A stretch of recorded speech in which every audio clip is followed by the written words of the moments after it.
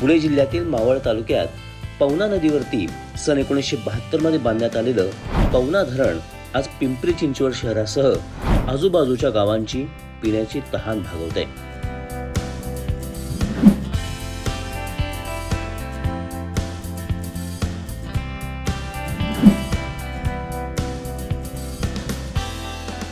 या धरणाची पाणी साठवण क्षमता 10.78 TMC असून 2365 हेक्टर क्षेत्रावरती पसरलेला विस्तीर्ण जलाशय पर्यटकांना आकर्षित करतो।